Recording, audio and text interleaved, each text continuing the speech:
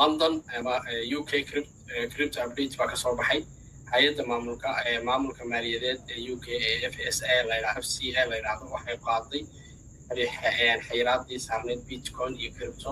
ETN-ka si loogu ogolaado isticmaalayaasha retail-ka ah weelis badan baan saaka u jeeday oo muujinaya kalsooni weyn oo long position furaya coinanka Ethereum Hyperliquid iyo BTC iyo Sol marka maalmaha soo socda waxaa la rajeynayaa in suuqu uu dhaqaaq sameyn doono insha Allah taala okay arinta xigta aan doonayay inaan barnaamijyo waxa weeye aan soo share gareey maanta nin barnaamij baa jira ma garanayo videogayga waan soo share gareey Munasir Moh nin la yiraahdo soo dhigay laakiin waa barnaamij la leeyahay $100 dhigo 140 qaado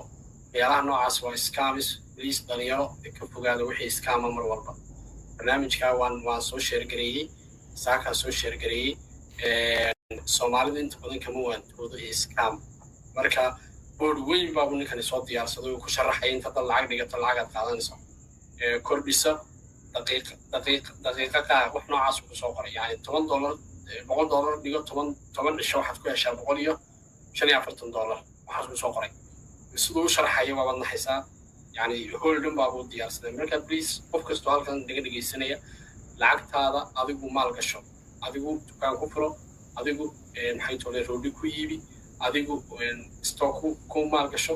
adigu jeebkaaga yani ka bixin lacagtaada haday jeebkaaga ka baxdo aad qof ku aaminto tira qof igu shaqee adaa lacagtaada iska diray marka scammer isku aad u soo batay Soomaalidan aad baa loo dhacaa 2019 ka waan garanayaa forex baa lagu dhacay dad yiri lacagtina keen lacag baan idin keeninay 2021 shirkadaha intii soo baxeen yiri dawooyin iibiya 200 dhiga dawooyinkan iibiya dad hadda keentaan $1,000,000 baan siinayna 2025 and 2024 crypto markaa Soomaalida ku cusbay dad baa lagu dhacay marka please scammers ku aad u badan yihiin iska ilaalin kartaan barnaamijkan waa share gareeya si dadka aad ugu dhigtaan insha Allah niyada haddaan ku sii socdo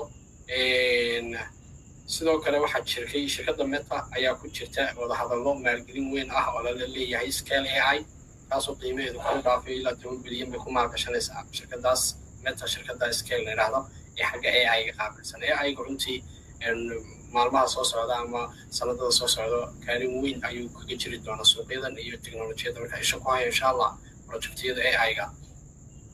madaxweynaha Argentina Javier Milei ninka la yiraahdo ayaa si rasmi ah looga nadiifiyay eedayntii la xiriirtay coinkiisa Libra